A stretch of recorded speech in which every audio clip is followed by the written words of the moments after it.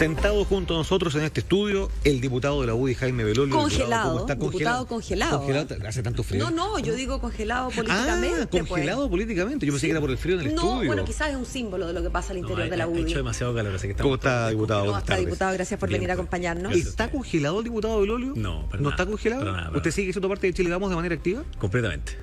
O sea, ¿está en desobediencia civil, como se le ha dado por llamar, respecto de la presidenta de la UDI? No, lo que pasa es que, a ver, yo entiendo, ha habido muchas tensiones dentro de Chile Vamos y en todo, obviamente en los últimos 60 días, y pareciera que el reclamo estaba puesto sobre la última votación en la paridad, pero no es así. La tensión venía desde antes y por tanto era como una acumulación.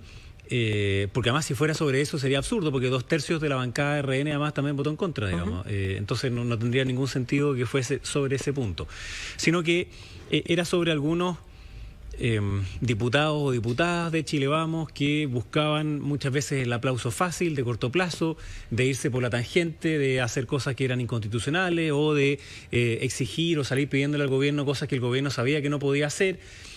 Como para ganar en la corta y que después a nosotros como partido, como la UDI, también a Evópolis le pasaba lo mismo, tenían que hacer el rol de pesado, de decir no se puede, y finalmente terminaba el gobierno cediendo en línea de lo que teóricamente nos había dicho que no iba a ceder. Entonces, esa es una molestia que existe dentro de Chile Vamos, pero a mí me pasa que hoy día, frente a una debilidad política general, en un año en el que vamos a comenzar, que por supuesto va a estar repleto de incertidumbre, en que va a tener que encabezarse un proceso constituyente, que hoy día la coalición de gobierno esté en duda de si sigue o no sigue como tal, me parece que es absurdo. O sea, ¿pero usted de verdad cree que está en duda si sigue o más bien tiende a pensar que es una, no sé si llamarlo pataleta para que no se enoje doña Jacqueline de nuevo, pero un bluff, digámoslo más elegantemente, porque al final del día la UDI... O una señal de descontento. Claro, porque al final uno supone que la UDI entiende que si se va del gobierno, ¿a dónde se va? De vacaciones para siempre. ¿Y qué pasa con el gobierno también? Ese es el punto. O sea, yo creo que hay una coalición de gobierno que se formó, que ganamos unas elecciones presidenciales, que varios de ellos estamos hoy día en el Parlamento. Entonces, y nos quedan 2 años. Ahora, que el programa de gobierno se haya tenido que cambiar de forma radical por las circunstancias no hace que la coalición tenga que desaparecer, sino que justamente es en estos minutos en donde necesitamos una mayor coordinación. Entonces yo no creo que haya sido una pataleta en absoluto, sino que responde a una realidad, de una molestia generalizada en el Senado y en la misma Cámara de Diputados, no solo de diputados de la UDI, sino que también a eso lo voy a sumar algunos otros diputados de Renovación Nacional. Y que yo creo, ¿cómo se sale esto? Se sale a través de una fórmula para solucionar estos conflictos internamente en Chile Vamos. O sea, esto tiene que haberse resuelto antes. Con intervención del ministro del Interior, que es el jefe de gabinete y además el jefe político finalmente del gobierno. Pero también es indicado por algunos como parte del problema, difícil que sea parte de la solución. O sea, yo creo que sí y no. A ver, sí, porque obviamente el ministro de Interior es el jefe de gabinete y por tanto es el ministro político, al mismo tiempo que el ministro de Seguridad Pública. Yo creo que ya vale la pena empezar a pensar en dividir esos roles, porque no puede ser el ministro político, que es el que tiene que llegar a acuerdos con la oposición, que tiene que poner paños fríos dentro de la misma coalición, que entonces tiene que ser como el bueno de la película, al lado del que tiene que ser el malo de la película. La política con el sheriff en la misma persona. Exactamente, eso no cuadra muy bien. Pero más allá de eso, hoy día le toca ese rol. Me gustaría que hubiese una forma de ponernos de acuerdo en Chile Vamos, que no dependa del gobierno, para que después sí también esté incorporado el gobierno. O sea, ya se hacen todos los lunes estos comités políticos, donde está el gobierno con la coalición. Pero nos falta internamente también un momento en el cual tenemos que ponernos de acuerdo en estas diferencias. Y lo que, por ejemplo, en el apruebo o rechazo de abril, ¿estamos de acuerdo en el estar en desacuerdo? Es decir, que pueden haber distintas posiciones al interior de Chile Vamos y eso no significa la ruptura. Entonces, uno no puede permitir que se vayan acumulando distintas diferencias que te obliguen después a que alguien tire el mantel y que diga, oiga, ya, ¿hasta cuándo? Siento que estamos vulnerando el mandato de nuestro propio sector. Y esa parte nos falta. Y por supuesto que es ineludible que el gobierno tiene un rol en esto. O sea, por de pronto el presidente Piñera es el líder de Chile Vamos. Por algo lo elegimos como presidente nuestro primero en una primaria y después como presidente de Chile en la elección presidencial. Entonces, ahora, ¿de qué habla la situación de Chile Vamos hoy? Algo dice también de ese liderazgo, creo. Por supuesto, porque estamos todos sobrepasados por la circunstancia, por el hecho de haber perdido el mismo programa de gobierno. Entonces, Uno tampoco puede pedir ahora que se solucionen todos los problemas políticos, algunos que pueden ser secundarios frente a la crisis que estamos viviendo todavía en el país, y cuando además asoman otros temas que están de nuevo fuera de la agenda, pero que nos vuelven a poner en crisis, como lo lamentable que está sucediendo hoy día en Valparaíso. Jaime, déjeme hacer una pregunta bien concreta. Primero una afirmación, si usted comparte o no, y después la pregunta. ¿Usted estará de acuerdo conmigo en que una de los deberes de los adultos es finalmente estar dispuestos a cumplir con las amenazas que hacemos? Bueno, ¿sí? Como padre te digo que sí, porque Perfecto. Cuando uno le dice a sus cabros que va a hacer algo y después no lo hace... Dicho eso, si es que efectivamente su partido se fuera de Chile Vamos, ¿qué haría usted? No, yo no me iría de Chile Vamos. Yo no estoy dispuesto a salir de Chile Vamos, porque creo que es una coalición exitosa que va más allá de un ponernos de acuerdo para las elecciones como eran las coaliciones previas, sino que aquí hubo una declaración de principio que nos unía, y dentro de esa declaración de principio, de ese rayado de cancha, hay distintas posiciones. Entonces yo no veo ni a la UDI queriendo salirse completamente de Chile Vamos, ni rompiéndolo como actor principal en esa ruptura, y por tanto si eso pasara estoy seguro que varios no estaríamos dispuestos a salir también. Pero como digo antes, yo veo que había un reclamo fundado, que espero que se resuelva. Puede no haber sido la mejor manera de expresarlo, puede haber sido no el momento adecuado, que se terminó viéndose como algo que no era, y durante la semana entiendo que ya se han juntado el presidente con algunos senadores y otras personas también de todo Chile Vamos, y espero que los presidentes de partido sean capaces de ponerse de acuerdo también no por los tres presidentes, sino que por la coalición y por Chile. ¿Sí? Esa es la urgencia que hoy día tenemos. O sea, lo que viene en el próximo año es demasiado importante porque nos llevemos bien o mal personalmente algunos de los que estamos dentro de Chile Vamos, significa que tengamos que romper una alianza política que es demasiado importante. Ahora, es una alianza que va a volver a ponerse en tensión cuando haya que definir quiénes de Chile Vamos van a ir a la franja del apruebo y quiénes van a ir a la franja del rechazo. Se ríe solo el diputado para que no nos el 26 de abril. Primero preguntarle, ¿en cuál franja va a estar usted? Yo he dicho que yo estoy en la franja del apruebo. ¿Y por qué? Porque creo que la actual Constitución, tal como está hoy día, ya la letra dice una cosa, pero la práctica dice otra. Y déjame poner dos ejemplos. Los jueces, desde hace un buen rato, que están haciendo políticas públicas a partir de los recursos de protección. No les corresponde hacerlo, pero lo están haciendo. Quizás el más claro fue a propósito de lo de Puchuncaví, ¿no? Por ejemplo. Entonces, un tema es la evidente contaminación y lo inaceptable que eso significa, y otra cosa es que el fallo final de un juez diga que el gobierno tiene que hacer estas políticas públicas. Esa no es la vía para hacer las políticas públicas. Es el Ejecutivo o el Legislativo en donde se hacen las distintas leyes, pero no es el judicial. Y cuando se pierde esa separación de poderes, porque hay algunos que creen en este activismo judicial, entonces evidentemente... O porque algunos creen en la negligencia ejecutiva. Es que puede ser una mezcla de ambas, y es evidente que el sistema político no ha respondido a varios de los temas en materia medioambiental, en materia de pensiones y otros, que se han tenido que judicializar. Entonces, claro, se ha tomado, si se quiere, ese espacio. Pero obviamente la Constitución, que dividía muy claramente los roles de cada cual, bueno, en esa parte ya está bastante difuso. Y quien puede llamar a este equilibrio es el Tribunal Constitucional, que por supuesto está muy delegitimado, tanto así que hasta una parlamentaria de centro derecha va y dice, oiga, pongo una indicación que es inadmisible y que el gobierno no se atreve a ir al tribunal, porque podría ser literalmente su último fallo. Esa parte no la dejo, pero yo la creo. Entonces, es evidente que la actual Constitución en esas partes está completamente trizada. Y la parte más relevante, creo, al final, es sobre el uso legítimo de la fuerza. En toda democracia es clave que haya un uso legítimo de la fuerza pública para el orden público. Cuando eso está trizado completamente, entonces tenemos un problema de gobernabilidad completa, de Estado de Derecho. Y yo creo que eso es lo que hoy día estamos nosotros viviendo, y por eso tenemos un programa de encauzamiento constitucional.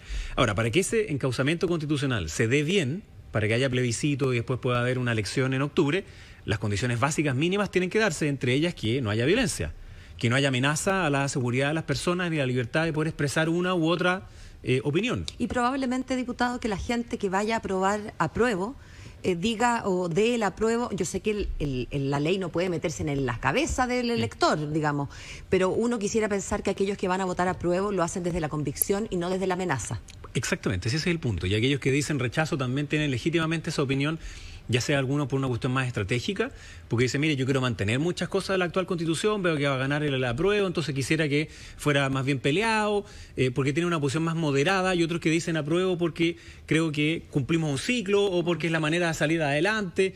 Por las razones que fuesen, es perfectamente legítima ambas, por eso se están poniendo en discusión. Y eso no puede ser cooptado por la funa, por la violencia, por la amenaza, como hemos visto lamentablemente en el Congreso Nacional durante la semana que se fue.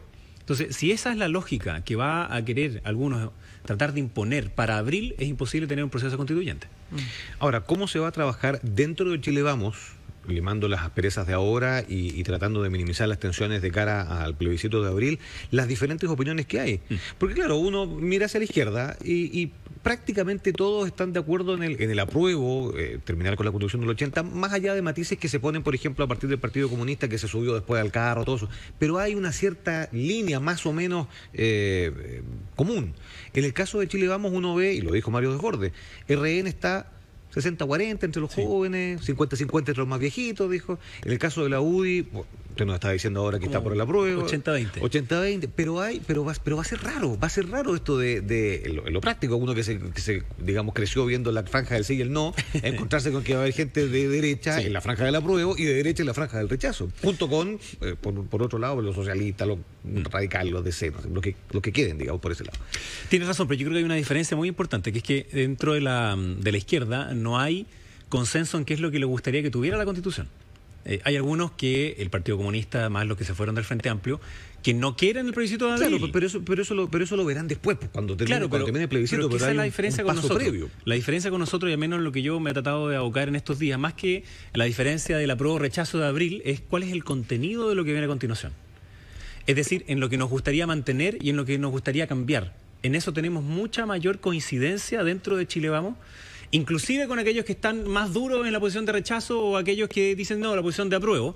Tenemos bastante más coincidencia en los principios que son los claves hacia el futuro. En cambio, al frente existe esa variedad gigantesca de algunos que te dicen que no quieren que se llame convención constituyente porque en verdad no es una asamblea que se arroga a sí mismo todos los poderes a la lógica chavista. Bueno, allá ellos, digamos.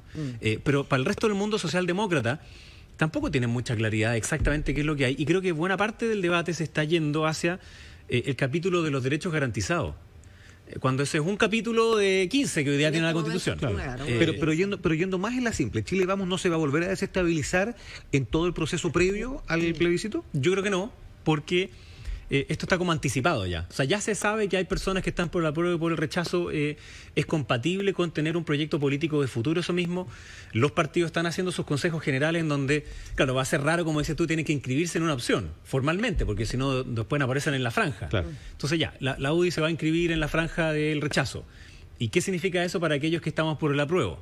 Tenemos libertad, evidentemente, de poder hacer una campaña por el apruebo. Ahora, ¿con quién la hacemos? Entonces la vamos a hacer no con los de oposición, pues la vamos a hacer con aquellos que están exactamente, que están en Chile Vamos, que también están por el apruebo, y es en cuanto a un contenido. No es simplemente, oiga, digamos que sí, un cheque en blanco, porque nosotros no creemos en eso. Diputado, y a propósito de los contenidos, usted decía que hay cierto consenso sobre qué tiene que en Chile Vamos.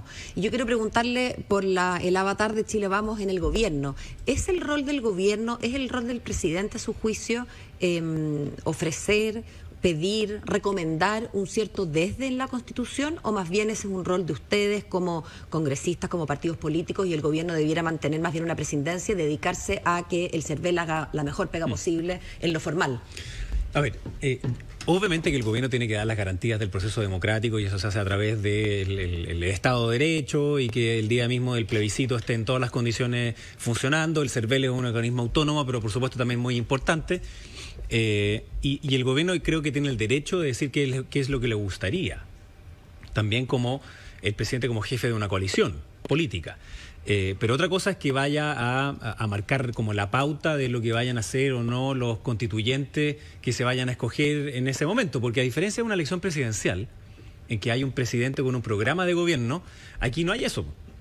Sí, pero el presidente puede influir más allá de decir lo que a él le gustaría. El presidente tiene presupuesto, hay actos de gobierno en que yo puedo invitar a unos, no a otros, puedo hacer un guiño a quien ha ofrecido una cosa. O sea, hay muchas maneras de intervenir desde el Ejecutivo. En ese punto de vista yo creo que tiene que ser presidente, por supuesto que sí. Otra cosa es que pueda políticamente decir, oiga, estas son las cosas que a mí me gustaría que estuvieran en una Constitución, porque por supuesto el presidente no es neutro políticamente y el gobierno tampoco lo es. Tiene una visión de idea de justicia y me parece perfectamente posible que esa se pueda expresar. Pero cosa distinta es que empiece adentro de la misma coalición o con la oposición diciendo, mira, ustedes me caen bien y ustedes me caen mal. Una fotito aquí, no allá. Eso sería completamente inadecuado. Además sería perjudicar además la misma idea de querer proteger una u otra de esas ideas, porque tampoco es que el gobierno hoy día tenga tan alta aprobación como que alguien quiera ir a ponerse en esa foto. Tan alta como para no decir que... Claro, que está muy baja. Sí, claro. Estamos conversando con el diputado de la UDI, Jaime Belolio. Diputado, a propósito de la figura del presidente de la República, ¿llega el momento de exigirle mayor precisión cuando se refiere a distintos hechos vinculados con la crisis social? Estábamos conversando recién con la Paola, crisis de violencia. O con los hechos de violencia, a propósito de la entrevista que dio en CNN, donde habla de que muchísimos videos son grabados afuera, donde no lo comentamos, pero también una situación súper grave, cuando plantea el caso del fallecido en Curicó, que primero lo habían señalado a un militar y después, preso, y después se supo que era una banda rival. Y resulta que es un empresario de Lontué que está imputado por el caso. Entonces, se le debe exigir al presidente de la República mayor precisión para no enturbiar una discusión que ya de por sí es bastante difícil de llevar adelante, como el tema de la acción de las fuerzas, de los agentes del Estado en el control del orden público. Yo creo que sí. Y a todos quienes estamos en algún grado de autoridad, se necesita eso para no promover tampoco las fake news. O sea, hemos visto en estos 60 días una cantidad de fake news muy importante. Es que entonces se lo replanteo, pues, diputado, ¿cómo se explica que el presidente de la República, después de jactarse de tener informes de Big Data, de venir por semanas hablando de la injerencia extranjera, de los dimes y diretes con el Ministerio Público a propósito de esta verdad, que por lo visto no es una verdad, se siga permitiendo aparecer en una cadena internacional diciendo que aquí muchos de los videos, muchos no es un porcentaje, no hay una demostración? O sea, ¿hasta cuándo se le permite ese nivel de amateurismo, si me permite? Yo creo que todos esos datos, si es que hay o no alguna interferencia o de personas que vinieron de afuera o participación en los hechos, quien tiene que decirlo no es el gobierno, tiene que decirlo la PDI, Inteligencia Carabinero. Por lo tanto, ¿usted cree que el presidente debería guardar silencio? O sea, en esas materias que son tan sensibles y que son parte de una investigación, para que gocen de la mayor credibilidad, creo que el gobierno tiene que hacerse un poco atrás.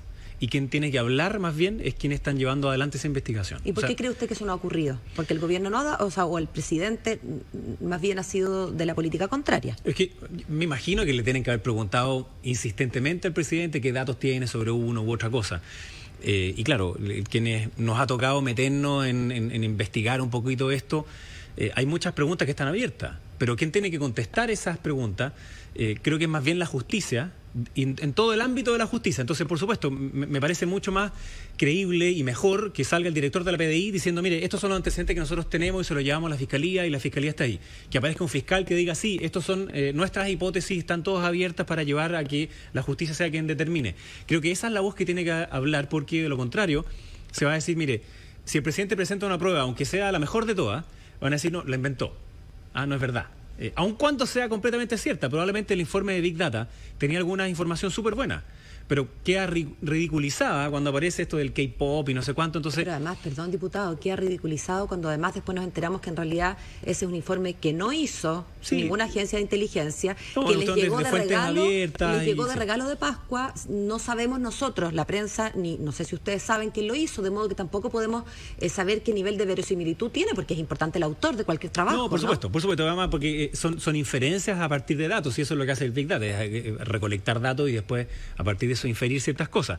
Entonces, yo esperaría que en toda esta materia, que es tan sensible, sea más bien la línea como oficial profunda, o sea, PDI, Fiscalía, jueces, quienes hoy día nos entreguen esa mayor, la voz clara, digamos, para que no se ponga en duda esa línea. Entonces, todo lo que vaya alrededor, creo que es un poquito de ruido de más.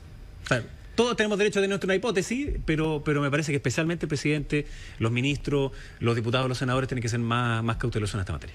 Diputado Jaime Belolio, militante de la UDI, mientras siga en Chile Vamos la UDI. También pide garantías. Sí, pues, muchísimas gracias por esta conversación, Y por esta feliz visita Navidad. acá Infinita. Muchas gracias a ustedes. Veo que están los dos de rojo. Sí. Todavía pascueros. No, venimos bajando del árbol de paz. Muy bien.